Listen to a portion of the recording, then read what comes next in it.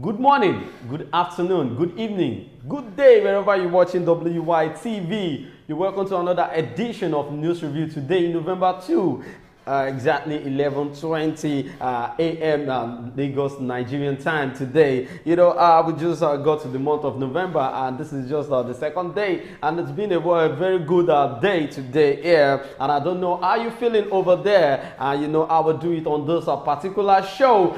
This is where we talk about the news headlines that are made of the newspapers of today. We'll read it at once and go on the short commercial break to come back and talk more on some of the headlines. My name is Ahmed Abbas Olatunji, but you can call me Sidon J. And I know you'll be wondering why I'm the only one on set today for News Review. That's how it is, because Ambassador went on a short commercial break and he will be back very soon. And don't forget, our sponsor for this show is Nokpa Abas and Kim Victor Nigeria Enterprises. Without wasting much of our time, I'll be starting with Punch newspaper. Imo protest. Ajaero in hospital battles to save right eye. Crude oil shortage delays Dangote refinery. 5 others take off. Court stops Fubara's removal. PDP governors consult Wike. My daughter's boyfriend blackmailed her to commit suicide in UK. Father. Then on Vanguard newspaper. Foreign debt to top $51 billion as Tinubu seeks fresh $7.8 billion euro on 100 million euro loans. Wow. Nigeria, the Bahamas to sign visa waiver agreement. Latest developments in the Israel-Hamas war. Osimhen still in Nigeria as Napoli cry out. Then on the Nation's newspaper. Perform or got sacked. President wants ministers. Stock market, 70,000 points, set new records. Kogi Central is no-go area for opposition. Safety standard for retail gas operations. Then on Daily Poster newspaper, Kogi Guba, APC, PDP, SDP scramble for crowd. Ex-Ekiti PDP chairman Bola Olu Ojo dies. Group demands global action against attacks on journalists. Impunity. 20 Okada rider killed within 3 weeks. Amotekun. These are the headlines that made up the newspapers of today. We go on a short commercial break. When we come back, we'll talk more on some of the headlines. Stay tuned. Don't go nowhere.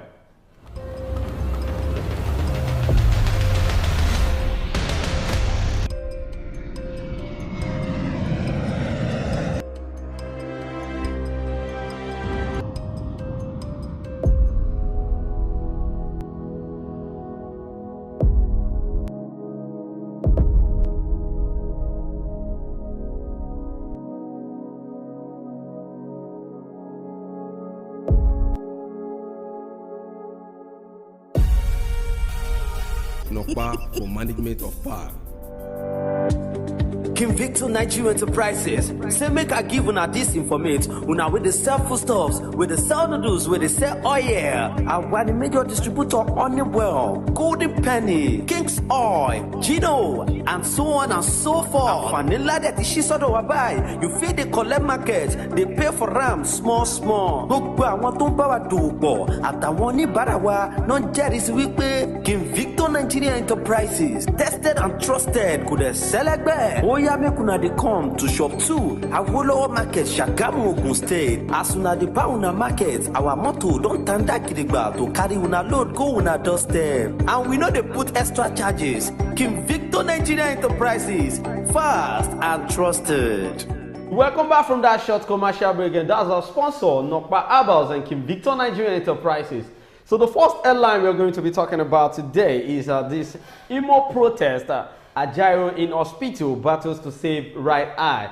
Apparently yesterday there was a protest in Imo State whereby we'll see the NLC president himself, Joe Ajaero, with some other, officials of the NLC trying to set out a protest with some other NLC members at Imo Secretariat. it happened that some hoodlums hijacked the protest and trying to, disrupt the peace of that protest. So the police came around and they arrested Jairo, being the president of the NLC, that brought up the idea of the protest. So yesterday it was being said that he landed in the hospital because his right eye was affected with the torture from the police officer. So let me go to the body of the news so as to know what really happened at the hospital. Medical experts at the Federal University Teaching Hospital, Owerri, are currently battling to save the eye of the president of the National Labour Congress, Joe Ajaero. Ajaero was said to have been arrested by men of the Imo State Police Command while leading a protest in the state on Wednesday. But the command said he was only rescued from a mob and put in protective custody. Now, let me say this. You see, if you recollect what happened in River State during the time of, that was last week, Monday. Yes, I think it was last week. So if you know, let me say this, the governor of River State was saying that he was being shot directly, like the bullets are being shot directly to him, not like they are trying to protect him or anything. That was the protest that happened at the complex of the House of Assembly in River State. So now, I want to say this, what is the work of the Nigerian police? Because I don't know the reason why the police that are supposed to be, protecting all these members of the state are the one, attacking them in one way or the other. The protest was just a peaceful protest before some hoodlums came to hijack it in Imo State, talking about the NLC, Joe Ajaero, yesterday. So now coming up with another plot that the police came around to arrest Ajaero. What are they arresting him for? Now the police are saying they arrested him just to protect him, and he was being put in a protective custody. Which I don't really understand what is going on with the NLC and the federal government. NLC are planning to go on another strike, but before then, they are trying to protest before they go on an indefinite strike because their agreement has not been made up with what the federal government is telling them. So they feel the only way they could fight this is to set out a protest, and that was what happened, whereby some hoodlums now hijacked the protest before the police force came around to arrest Joe Ajaero. Well, Ajaero was seen in a viral video sitting between two men while he was being rushed to Federal Medical Center, Owerri. Well, in the video, the NLC boss said he didn't have any phone on him, but had a relative in the employ of Futo who he hoped would be of assistance. Meanwhile, the NLC officials condemned the incident as a heinous act of attempted murder. The NLC head of information and publicity, Benson Upa, described the treatment of Ajaero as an act of abduction that degenerated into attempted murder. Upa said contact has been made with Congress President Joe Ajaero this evening around 15:30 hours, that's 3:30 hours yesterday, at the hospital in Owerri, from where he was taken to Federal Medical Center, Owerri, where he is receiving medical attention. Now, even if you want to protect the president of the NLC, it was not supposed to come in the act of being arresting him. The fact that people saw people that were at the scene said it just looked like as if he was being kidnapped because they didn't treat him as the NLC president. But then I want to say this: I feel if NLC is a body that is fighting for the masses in Nigeria, talking about the labor aspect, at least they should be able to have their own special security.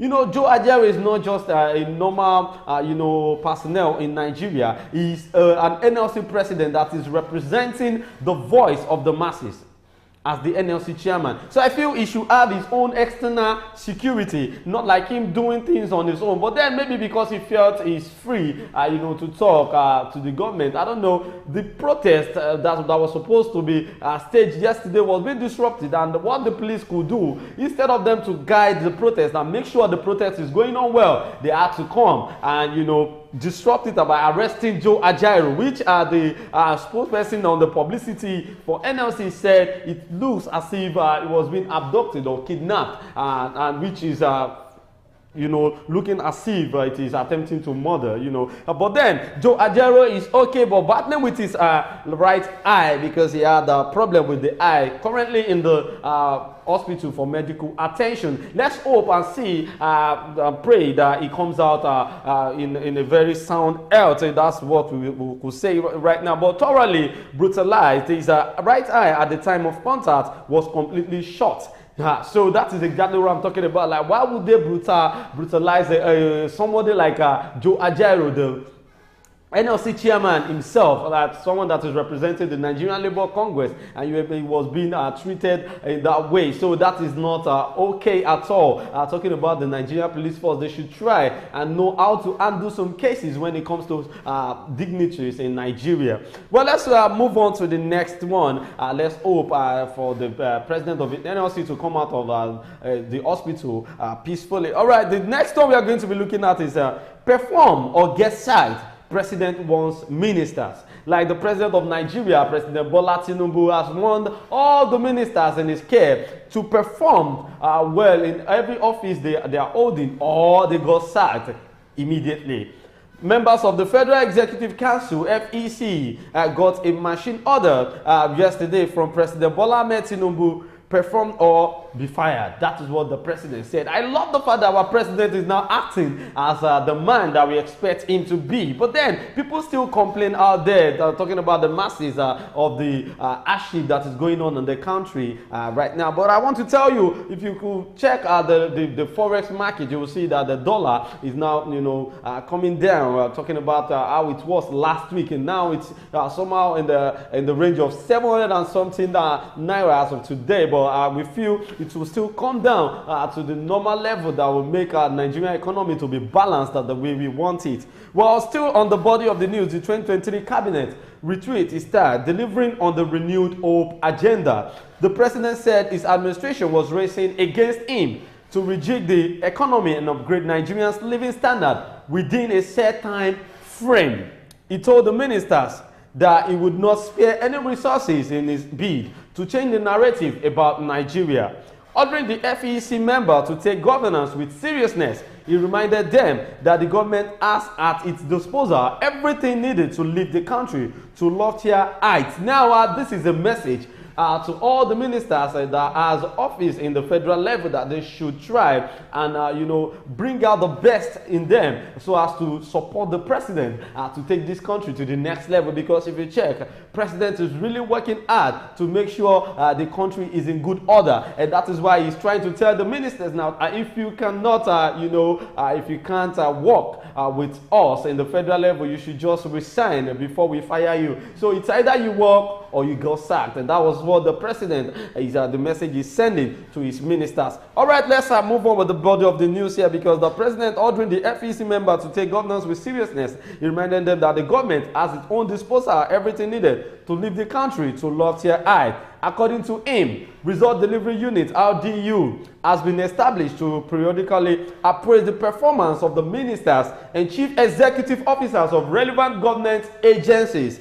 And the RDU is headed by Special Advisor to the President on Policy Coordination, Ms. Adiza Bala Usman. And he said, Adiza Bala Usman said, at the end of this retreat, you're going to sign a bond of understanding between you, the ministers, the permanent secretaries, and myself. If you're performing, nothing to fear. If you miss the objective, we'll review. If there is no performance, you leave us. That is a very straight message to the ministers. So I feel now the ministers should know that it is time for them to get serious with anything that is being assigned for them to do, talking about how to bring up good things in Nigeria. Well, no one is an island, and the buck stops on my desk. That was what the man said. I assure you, you have a free hand.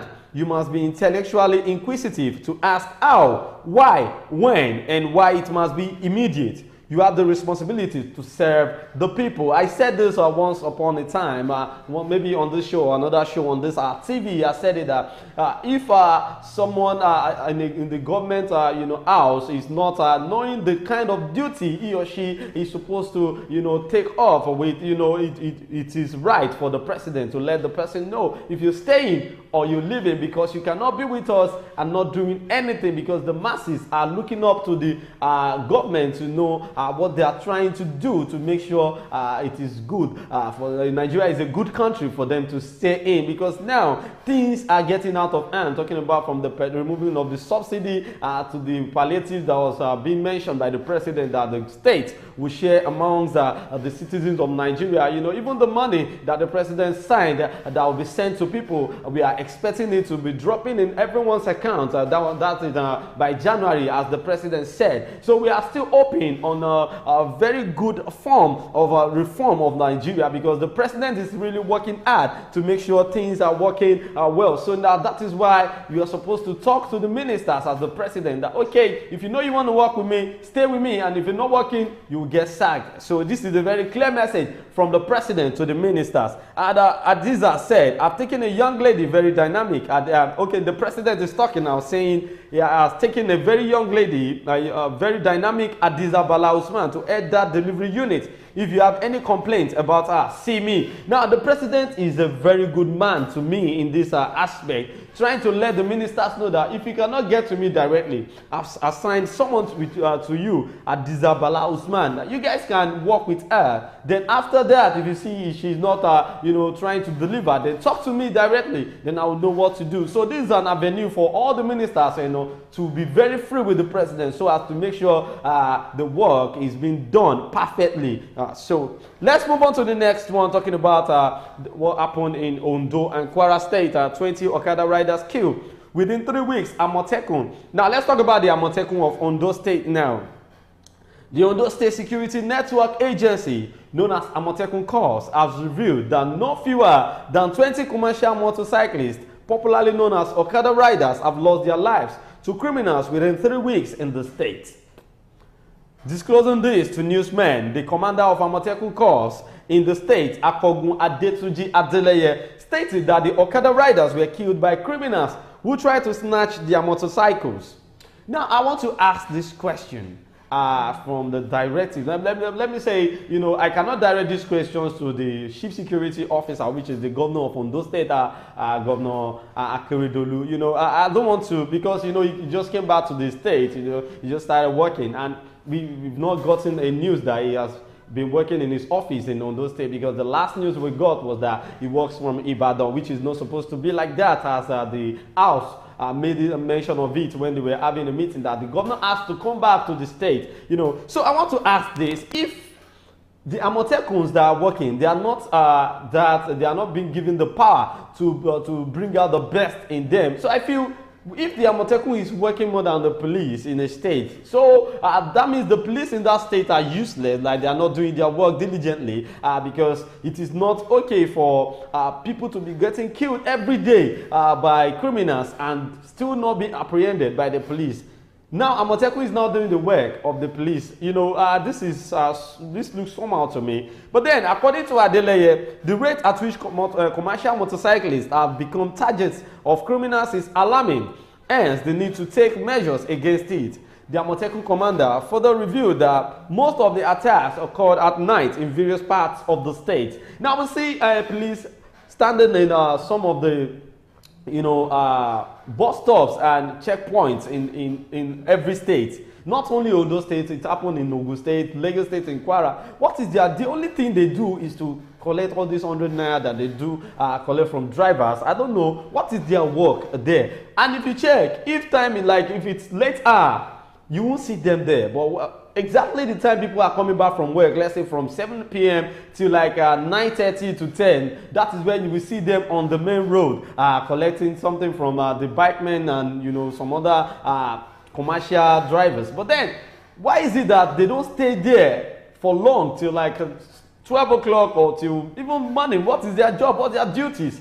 They're supposed to secure the community, but you see them there maybe just the early hours in the night. Then after that, you won't see them standing there again. This is what is giving the criminals to operate in the late hours. But I will urge the motorcyclists in Ondo State and Kwara State and every other part that this thing is happening, they should try and make sure they are getting close on time so as not to get into the hands of these criminals. The Amotekun commander maintained that towards terminal menace, operatives of the security outfit had begun enforcement of the ban on the operations of commercial motorcyclists from 6 p.m. to 6 a.m. I think this is better, at least for the meantime, so as to curb what is happening around that state, talking about Ondo State. So the motorcyclists are being warned that they should start working from 6 a.m. to 6 p.m. Any other motorcyclist that is being seen still on working around 7 p.m. will be apprehended by the Amotekun. If the police cannot work diligently, well, the Amotekun is there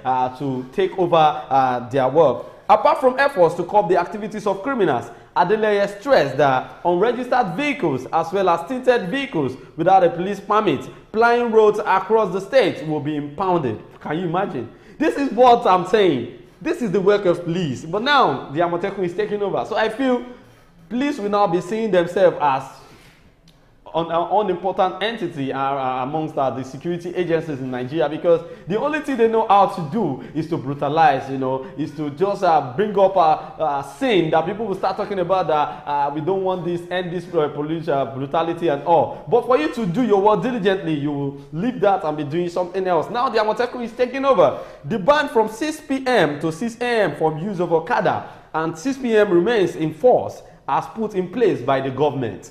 Motorcycles that are not on essential duties are not to ply the streets except you are on essential duties. In the last 3 weeks, we have recorded over 20 Okada riders being killed. Also, their motorcycles were taken away. It is even risky to try to ride Okada at night. We want to appeal to Okada riders: if you have worked for 12 hours, please go and rest so that we can identify criminals more easily. Well, I feel the Amotekun should be considerate in this form, because some of the Okada riders do take over from, we have like 2 motorcyclists that uses one motorcycle. Someone will work from morning till evening time, then the person will take over from that evening time till late hour. But I don't know, maybe they will reshuffle their timetable so as to meet up with the information that was being directed by the Amotekun, so that they can bring out the best of the security in that state. So the police commander, the police commissioner of police in Ondo State and Kwara, I think you guys should should work together with Amotekun, because now that the killing is too much. Like within 2 weeks, 20 Okada riders have been killed. That is too bad. So I feel they should come up with something meaningful when it comes to security in those states. All right, this is where we are going to be ending it on this review today. Don't forget that the sponsor for this show is Nokba Abbas and King Victor Nigeria Enterprises. My name is Ahmed Abbas Olatoje. We'll see you again tomorrow on this particular show. Be good and be hardworking. Bye.